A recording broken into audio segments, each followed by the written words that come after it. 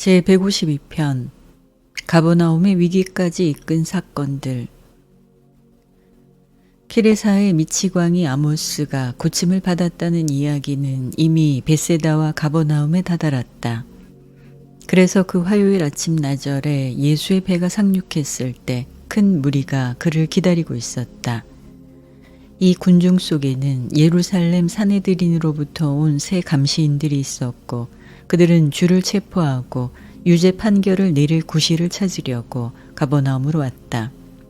그를 맞이하려고 모인 사람들과 예수가 말씀하는 동안 회당장들 중에서 한 사람 야이루스가 군중을 헤치고 다가와서 예수의 발 아래에 엎드리면서 그의 손을 잡고 함께 예수가 서둘러 가기를 청하며 말했다. 주여, 내 어린 딸 외동딸이 죽을 지경이 되어 집에 누워 있나이다. 비옵나니 오셔서 딸을 고쳐주옵소서. 이 아버지의 요청을 듣자 예수는 말했다. 너와 함께 가겠노라. 예수가 야이루스와 함께 가자 아버지의 요청을 들은 큰 무리가 무슨 일이 일어날까 보려고 계속 따라왔다. 회당장의 집에 이르기 얼마 전에 좁은 길을 통해서 서둘러 가다가 그리고 군중이 밀치자 예수는 갑자기 멈추어 외쳤다. 누군가가 나를 만졌도다. 그에게 가까이 있던 자들이 예수를 만지지 않았다고 부인했을 때 베드로가 입을 열었다. 주여, 이 군중이 당신을 밀고 우리를 깔아 뭉개려고 위협하는 것을 보실 수 있사온데 그래도 당신은 누군가가 나를 만졌도다 말씀하시나이다. 어인 말씀이오이까. 그러자 예수가 말했다. 누가 나를 만졌는가 물었으니 생명의 에너지가 내게서 나갔음을 깨달았음이라. 예수가 주위를 들러보자 그의 눈은 가까이 있는 어느 여인에게 미쳤다. 그 여인은 앞으로 다가오면서 그의 발 아래 무릎을 꿇고 말했다. 여러 해 동안 나는 몹시 괴로운 출혈로 고생하고 있었나이다. 여러 의사에게서 많은 것을 겪었고 내 재산을 다 써버렸지만 아무도 나를 고칠 수 없었나이다. 그러자 당신의 소문을 들었고 그 옷자락만이라도 만질 수 있다면 확실히 내가 온전히 되리라 생각이 들었나이다. 그래서 당신 가까이 설 때까지 군중이 움직이는 데 따라서 군중과 함께 밀어제치며 나아왔나이다. 주여, 당신의 옷자락을 만졌더니 온전하게 되었고 내 병이 고쳐졌음을 아나이다. 이 말을 들었을 때 예수는 여자의 손을 붙들어 일으켜 세우며 말했다. 딸아, 내 믿음이 너를 온전하게 하였으니 평안히 가라. 그 여자를 낫게 만든 것은 그 믿음이요 만진 것이 아니었다. 이 경우는 예수가 땅에서 사신 생애에 따른 치유, 겉보기에 기적 같으나 어떤 의미에서도 예수가 의식하여 뜻하지 않고서 일어난 많은 치유의 좋은 본보기이다. 시간이 경과하자 이 여자의 병이 정말로 치유된 것이 분명했다. 그 여자의 믿음은 주의 몸에 거하는 창조적인 힘을 직접 붙잡은 그러한 종류였다. 그 여자가 가진 믿음으로는 오직 주의 몸에 가까이 가는 것이 필요했다. 그의 옷을 만지는 것은 도무지 필요하지 않았다. 그것은 단지 그 여자의 믿음에서 미신 같은 부분이었다.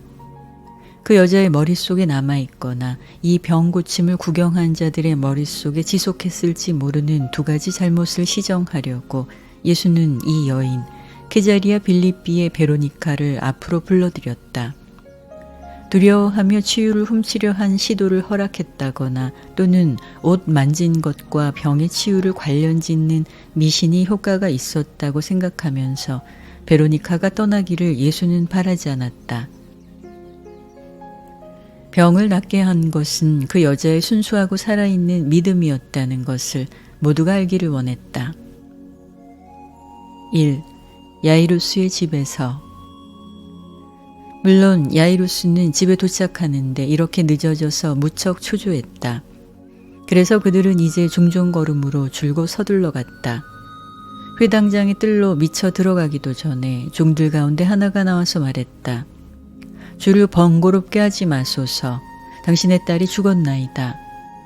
그러나 예수는 그 종의 말에 귀를 기울이지 않는 듯 하였으니 베드로와 야고보와 요한을 데리고 가면서 예수가 돌이켜 슬픔에 휩쓸린 아버지에게 두려워 말라, 믿기만 하라 하고 말했기 때문이다. 그 집에 들어갔을 때 예수는 피리 부는 사람들이 애도하는 사람들과 함께 이미 거기에 있음을 발견했다. 이들은 복이 딱하게 떠들썩했고 친척들은 이미 눈물을 흘리고 소리쳐 울고 있었다. 애도하는 사람들을 다 방 바깥으로 내보내고 나서 예수는 아버지와 어머니 그리고 세 사도와 함께 들어갔다. 애도하는 사람들에게 그 처녀가 죽지 않았다고 일러주었지만 그들은 코웃음을 쳤다. 예수는 이제 어머니에게 돌이켜 말했다. 내 딸이 죽지 않았도다. 잠자고 있을 뿐이라. 집이 조용해지자 예수는 아이가 누워있는 곳으로 가서 아이의 손을 잡고 말했다. 딸아, 내가 너에게 이르노니 깨어서 일어나라. 이 말씀을 들었을 때 그 여자아이는 즉시 일어나서 방을 가로질러 걸어갔다. 멍한 상태에서 아이가 정신이 든 뒤에 아이가 오랫동안 먹지 않고 지냈으므로 예수는 아이에게 무언가 먹을 것을 주라고 당장 지시했다. 가버나움에서 그를 적대하여 상당한 소동이 있었기 때문에 예수는 그 가족을 불러 모으고 소녀가 오랫동안 열병을 앓고 나서 혼수 상태에 있었다. 그는 아이를 깨웠을 뿐이다. 죽음에서 아이를 살려내지 않았다고 설명했다. 마찬가지로 그는 이 모두를 사도들에게 설명했지만 쓸모가 없었다. 그들은 모두 예수가 여자아이를 죽음에서 살렸다고 믿었다. 기적으로 보이는 이 일을 설명하려고 예수가 말한 것은 추종자들에게 조금도 효과가 없었다. 그들은 머릿속에 기적 생각만 하고 있었고 또 하나의 이적을 예수의 공으로 돌릴 기회를 놓치지 않았다. 아무에게도 말하지 말라고 모두에게 특별히 타이른 뒤에 예수와 사도들은 벳세다로 돌아왔다. 야이로스의 집에서 나올 때 귀머거리 소년이 이끄는 두 소경이 그를 따라와서 고쳐달라고 소리쳤다. 이 무렵에 병 고치는 자로서 예수의 이름은 절정에 이르렀다. 어디로 가든지 아픈 자와 병자들이 그를 기다리고 있었다. 주는 이제 무척 고달파 보였고 그가 실제로 쓰러지기까지 가르치고 병 고치는 일을 계속하지 않을까 친구들 모두가 걱정스러웠다. 서민들은 말할 것도 없고 예수의 사도들은 이 하나님인 사람의 성품과 속성을 이해할 수 없었다. 후일의 어느 세대도 땅에서 나사렛 예수의 몸에 무슨 일이 일어났는가 평가할 수 없었다. 이 세상이나 네바돈의 어느 다른 세계에서도 그러한 특별한 상황이 다시 일어날 수 없다는 단순한 이유로 과학이나 종교가 이 놀라운 사건들을 검토할 기회가 결코 생길 수 없다. 이 우주 전체의 어느 세계에서도 필사 육체의 모습을 입고서 동시에 시간과 대부분의 다른 물질적 한계를 초월하는 영적 자질을 갖추고 창조 에너지의 모든 속성을 몸에 지니는 한 존재가 다시 나타나지 않을 것이다. 예수가 땅에서 계시기 이전이나 이후에 필사 인간들의 힘찬 살아있는 믿음에 따르는 결과를 그렇게 직접 그림을 보듯 얻는 것이 결코 가능하지 않았다.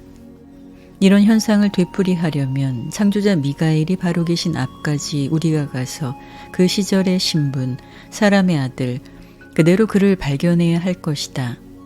마찬가지로 오늘날 그가 자리에 계시지 않는 것은 그러한 물질적 명시가 일어나지 못하게 하지만 너희는 그의 영적 능력에 가능한 전시에 어떤 종류의 제한이라도 부과하기를 삼가야 한다. 한 물질 존재로서 계시지 않더라도 주는 사람들의 마음속에 한 영적 영향으로서 계신다. 이 세상에서 떠나심으로 예수는 모든 인류의 정신에 깃드는 아버지의 영과 나란히 그의 영이 살 수 있게 만들었다. 2. 5,000명을 먹이다. 예수는 계속하여 낮에는 사람들을 가르치고 밤에는 사도와 전도사들을 교육했다. 유월절을 지내려고 예루살렘으로 올라갈 준비를 하기 전에 그는 추종자들이 모두 며칠 동안 집이나 친구들에게 가도록 금요일에 한 주 동안 휴가를 선언했다. 그러나 제자들의 과반수가 그를 떠나려 하지 않았고 군중은 나날이 불어나고 있었다. 너무나 불어나서 다윗 세베대는 새 야영지를 세우고 싶었지만 예수는 찬성하지 않았다. 안식일 동안에 거의 쉬지 못해서 3월 27일 일요일 아침에 그는 사람들을 떠나려고 애썼다. 전도사들이 더러 대중에게 이야기하도록 두고 한편 예수와 12사도는 들키지 않고 호수의 맞은편 물가로 달아나려고 계획했다. 거기서 그들은 베세다 줄리아스 남쪽의 아름다운 공원에서 많이 필요했던 휴식을 가지려고 생각했다. 이 지역은 가버나움 사람들이 제일 좋아하는 휴양지였다. 그들 모두가 동쪽 해안에 있는 이 여러 공원에 익숙했다.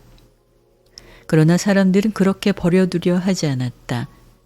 예수의 배가 가는 방향을 보고서 그들은 닥치는 대로 배를 모조리 고용하여 추적하기 시작했다. 배를 구할 수 없는 사람들은 호수의 위쪽 끝을 둘러서 걸어서 길을 재촉했다. 오후 느지막하게 되자 1,000명이 넘는 사람들이 어느 공원에 계신 줄을 찾아냈다. 그는 잠깐 말씀하였고 베드로가 뒤를 이었다. 이 사람들 가운데 다수는 먹을 것을 가져왔다. 저녁을 먹은 뒤에 그들은 작은 무리를 지어 여기저기 모였고 예수의 사도와 제자들이 그들을 가르쳤다. 월요일 오후에 군중은 3,000명이 넘게 늘어났다. 아직도 저녁이 훨씬 지나서 온갖 종류의 병자들을 데리고 사람들이 계속하여 꾸역꾸역 모여들었다. 관심 있는 사람 수백 명이 유월절 이식에 가는 길에 가버나움에 멈추어서 예수를 보고 말씀을 드리려고 계획을 세웠고 그들은 단지 단념하려 하지 않았다. 수요일 한낮이 되기까지 어른과 아이가 거의 5,000명이 베세다 줄리아스 남쪽 여기 이 공원에 모였다.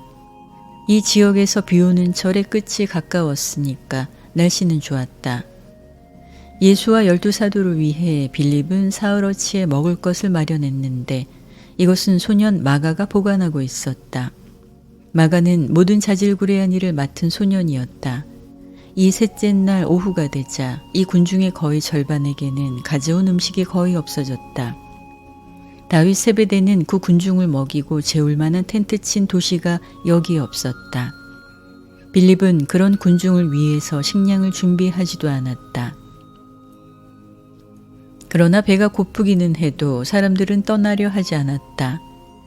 헤롯을 비롯하여 예루살렘 지도자들과 충돌을 피하고 싶어서 임금으로 즉위할 적당한 장소로 쓰려고 모든 적에 관할 바깥에 이 조용한 장소를 예수가 선택했다고 사람들이 조용히 속삭였다. 사람들의 흥분은 시간이 지날수록 높아지고 있었다. 아무도 예수에게 한마디 말씀을 드리지 않았다. 하지만 물론 그는 되어가는 모든 일을 알고 있었다. 12사도조차 특히 새로 된 전도사들이 아직도 그런 개념에 물들어 있었다. 예수를 임금으로 선포하려는 이 시도에 찬성한 사도들은 베드로, 요한, 열심당원 시몬, 가롯 유다였다.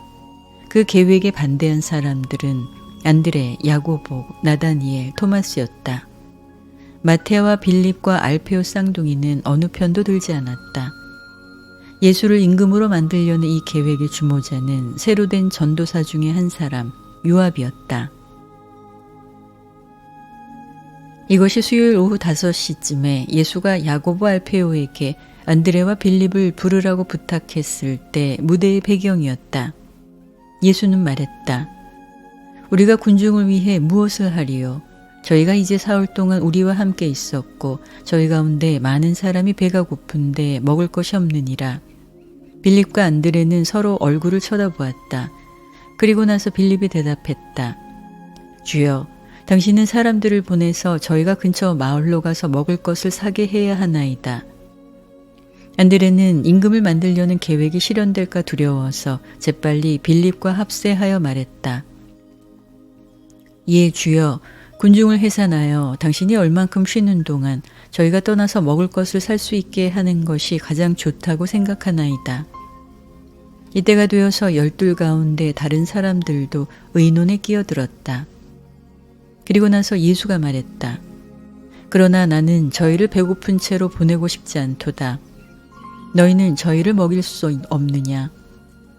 이 말씀은 빌립에게 지나쳤고 그는 이내 입을 열었다. 주여, 이 총구석에 어디서 이 군중을 위해 우리가 빵을 살 수 있나이까? 200데나리온어치가 점심 먹기에도 넉넉하지 않으리이다. 사도들이 한마디씩 할 기회를 가지기 전에 예수는 안드레와 빌립을 향해 말했다. 이 사람들을 보내고 싶지 않노라. 저희는 목자 없는 양같이 여기 있느니라. 나는 저희를 먹이고 싶도다.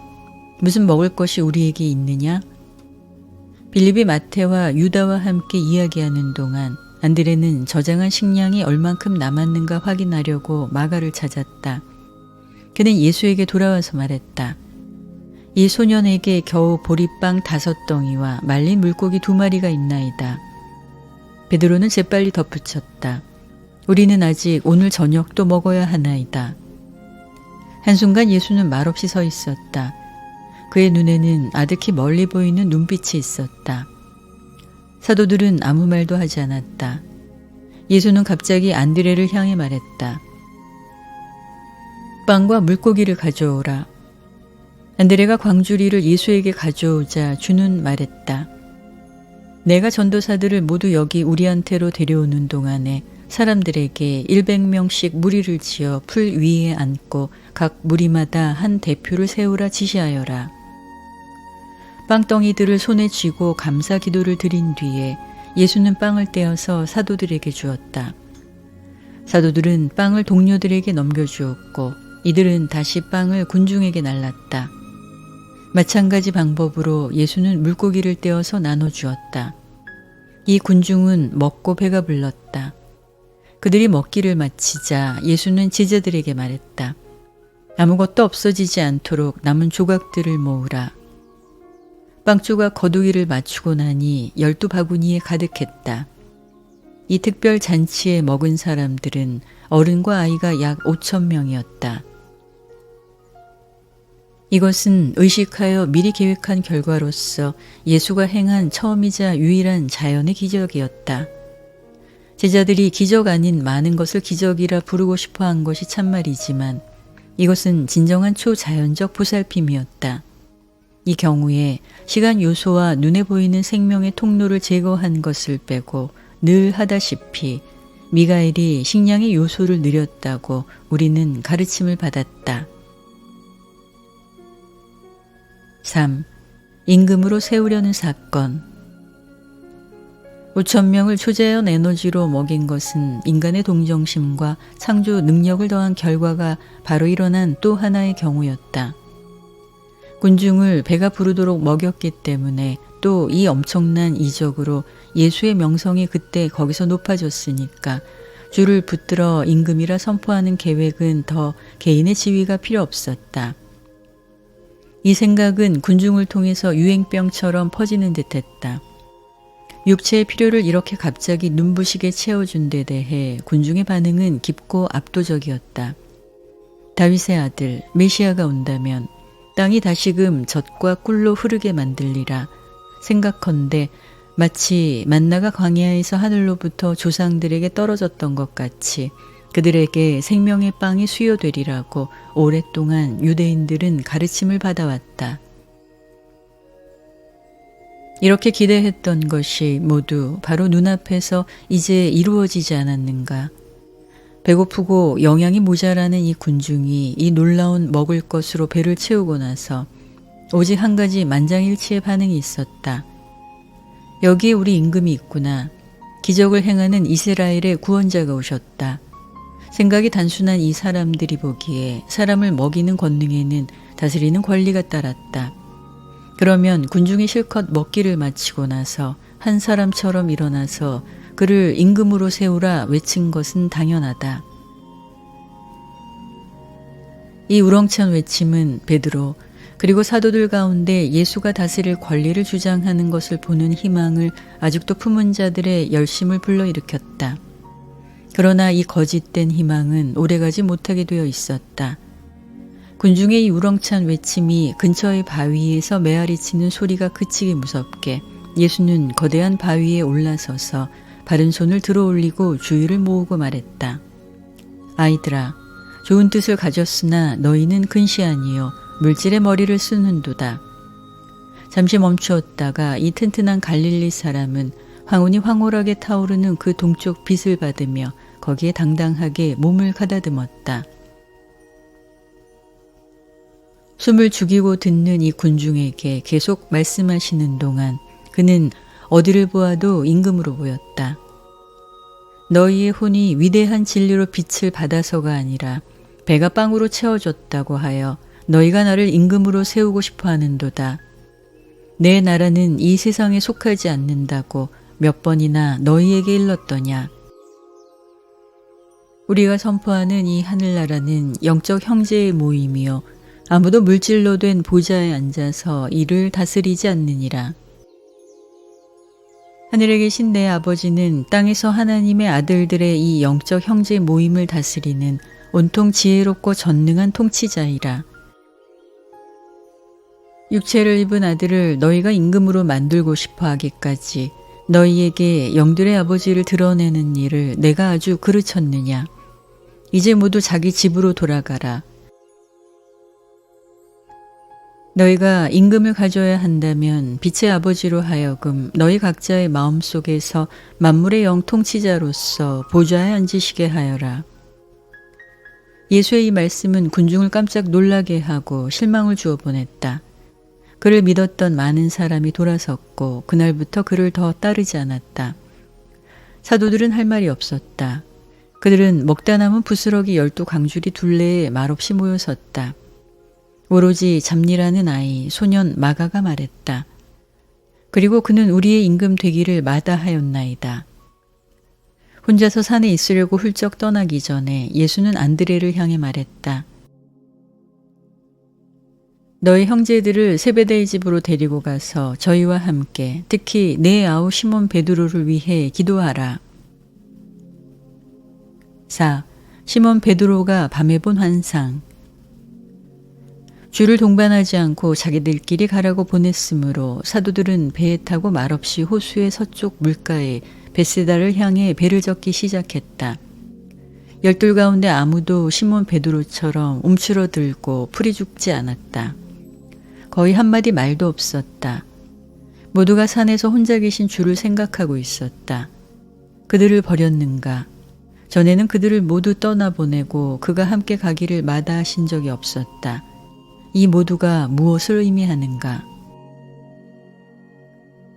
어둠이 그들에게 다가왔고 센 역풍이 일어나서 앞으로 나아가기가 거의 불가능하게 되었기 때문이다. 어둠 속에서 힘들게 몇 시간 동안 노를 저은 뒤에 베드로는 지쳤고 피곤해서 깊은 잠에 빠졌다. 안드레와 야고보는 그의 배의 고물에 방석 있는 자리에 쉬게 두었다. 다른 사도들이 바람과 물결과 싸우는 동안 베드로는 꿈을 꾸었다. 바다에서 예수가 걸어서 그들에게 오는 환상을 보았다. 배 옆으로 주가 계속 걸어가는 듯 했을 때 베드로는 소리를 질렀다. 우리를 구하소서, 주여 우리를 구하소서. 배 뒤쪽에 있던 사람들은 그가 이렇게 말하는 것을 얼만큼 들었다. 베드로의 머릿속에서 밤에 나타난 이 유령이 계속되는 동안 꿈속에서 그는 예수가 이렇게 말하는 것을 들었다. 기운을 내라, 두려워 말라. 이것은 베드로의 불안한 혼에 길르앗의 발삼과 같았다.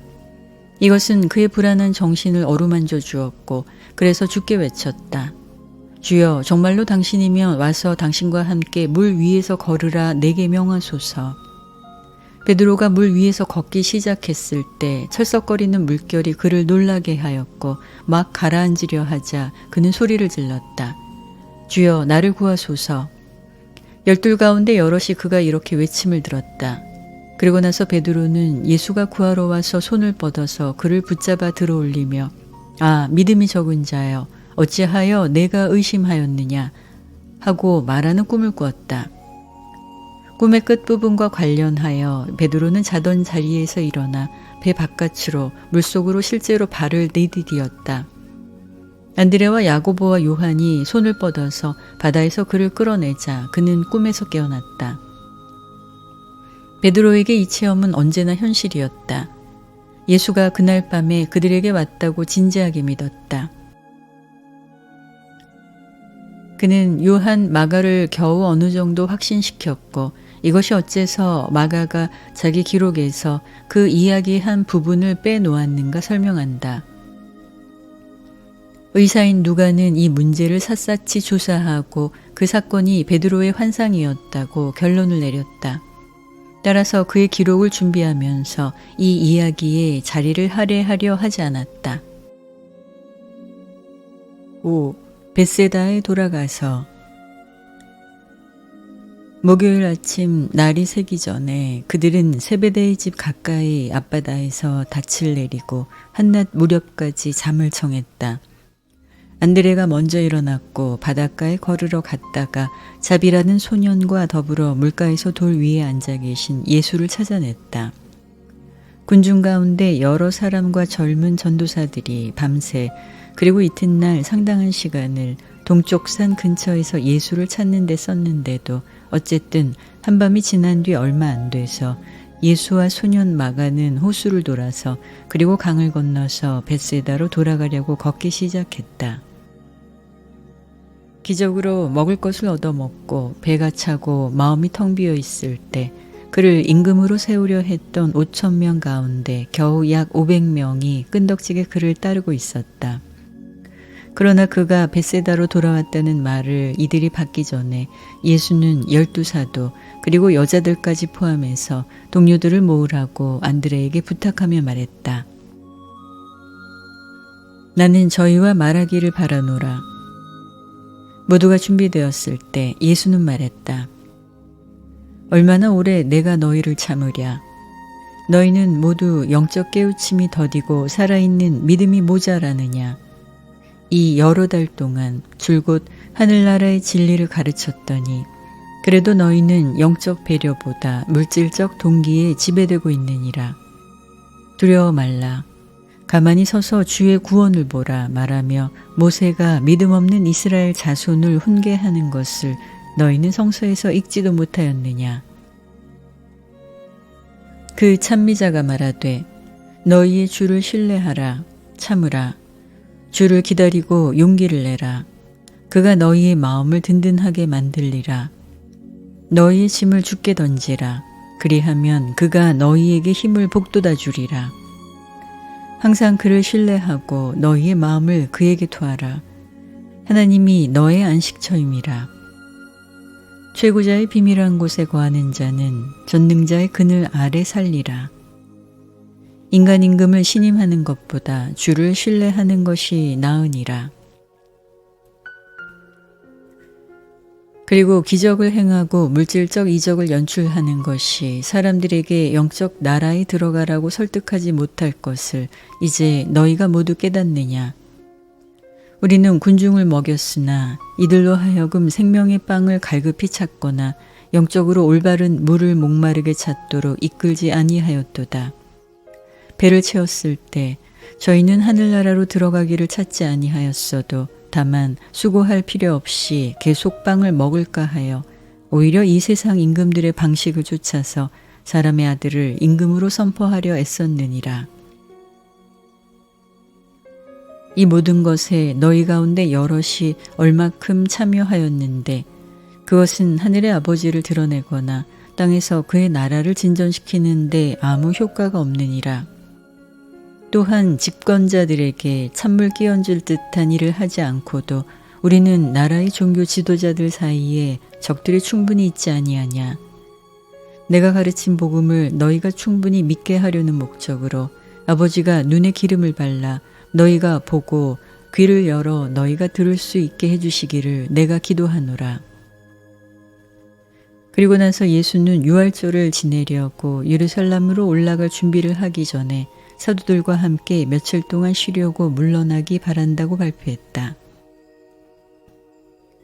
어떤 제자나 군중도 따라오지 말라고 명하였다. 따라서 그들은 2, 3일 쉬고 잠자려고 게네사렛 지역으로 배를 타고 갔다. 예수는 땅에서 일생의 큰 위기를 위해 준비하고 있었고 따라서 하늘에 계신 아버지와 교통하느라고 많은 시간을 보냈다. 5천 명을 먹였고 예수를 임금으로 만들려는 시도가 있었다는 소식은 널리 사람들의 호기심을 일으켰고 온 갈릴리와 유대에 두루 종교 지도자와 집권자들의 두려움을 불러일으켰다. 이 큰 기적은 물질의 머리를 쓰고 건성으로 믿는 사람들의 마음속에 하늘나라 복음을 진전시키는데 아무 효과가 없었으나 예수의 직계 일행, 즉 사도와 가까운 제자들이 가졌던 성향, 기적을 추구하고 임금을 몹시 바라는 성향을 막바지로 이끄는 효과를 낳았다. 이 불만한 사건은 가르치고 훈련하고 치유하는 초기 시대의 막을 내렸고 이로써 하늘나라의 새 복음, 신의 아들, 영적 해방, 영원한 구원의 상급 단계, 더 영적인 단계를 선포하는 이 마지막 해를 계시하기 위해 길을 예비했다. 6. 게네사렛에서 게네사렛 지역의 어느 부유한 신자의 집에서 쉬면서 예수는 12사도와 함께 오후마다 비공식 회의를 가졌다. 하늘나라의 대사들은 심각하고 제정신이 들고 꾸지람을 받은 꿈에서 깨어난 무리의 사람들이었다. 그러나 이 모든 일이 벌어진 뒤에도 또 나중에 사건들이 드러낸 바와 같이 이 12사람은 유대인 메시아가 오신다는 개념, 낼 때부터 오래 간직했던 개념을 아직도 완전히 벗어나지 못했다. 지난 몇 주 동안의 사건들이 너무나 빠르게 움직여서 놀란 이 어부들이 사건들의 의미를 충분히 깨달을 수 없었다.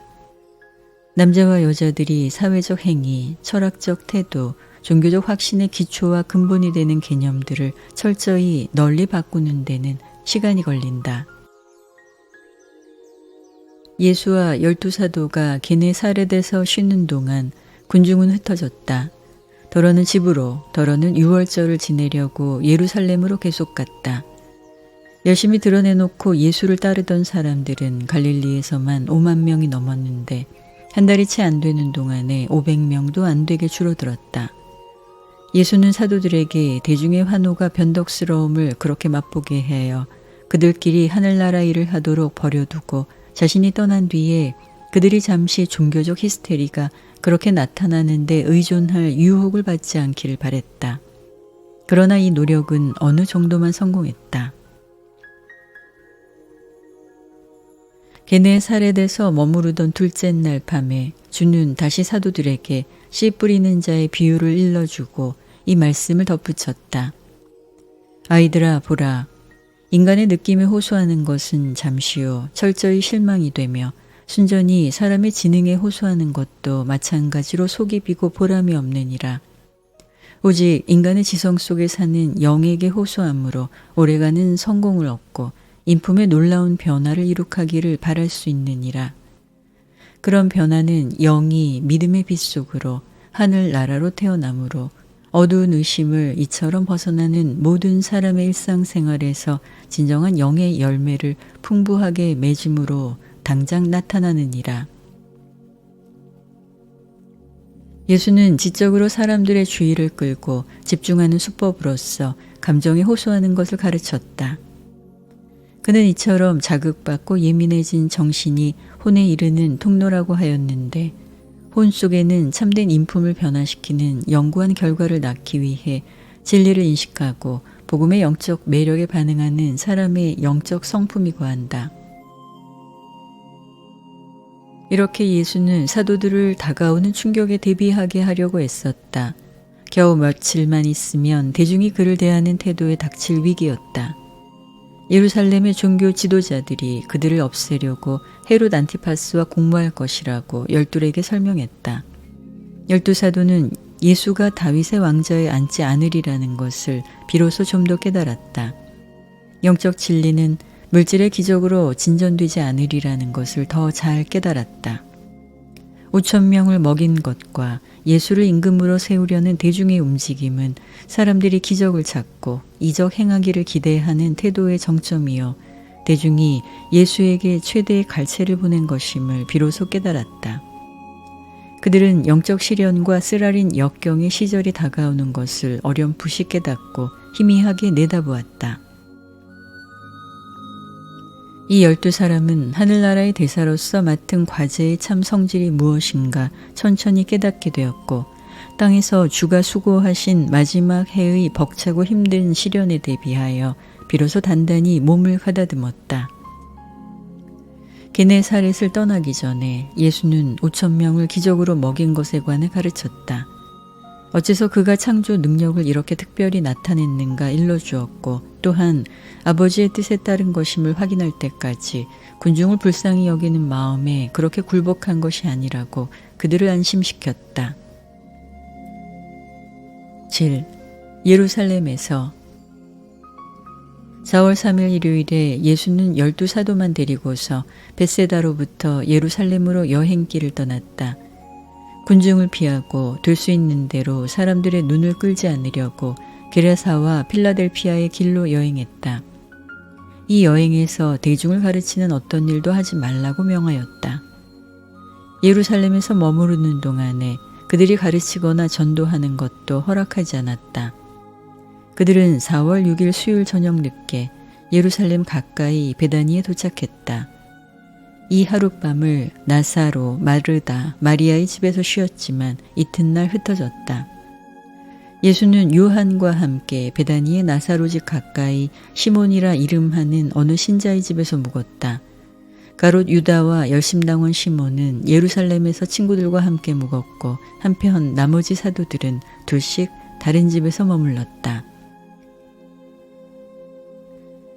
예수는 이 유월절 동안에 겨우 한 번 예루살렘에 들어갔고 축제의 큰 날에 그렇게 했다. 아브너가 예수를 베다니에서 만나려고 예루살렘에 많은 신자들을 데리고 나왔다. 예루살렘에서 이번에 머무르는 동안 12사람은 주에 대한 감정이 얼마나 지독하게 나빠지고 있는가 알게 되었다. 위기가 다가온다고 모두 믿으면서 그들은 예루살렘을 떠났다. 4월 24일 일요일에 예수와 사도들은 예루살렘을 떠나서 벳세다를 향했고 해안 도시 요파, 키자리아, 프톨레마이스를 거쳐서 갔다. 거기서부터 육로로 라마와 코라진을 지나서 벳세다로 갔고 4월 29일 금요일에 도착했다. 집에 다다르자 즉시 예수는 이튿날 그날이 안식일이었기 때문에 오후 예배에 말씀하도록 회당장에게 허락을 요청하라고 안드레를 보냈다. 이번이 가버나움 회당에서 설교하라고 허락할 마지막 기회가 되리라는 것을 예수는 잘 알았다.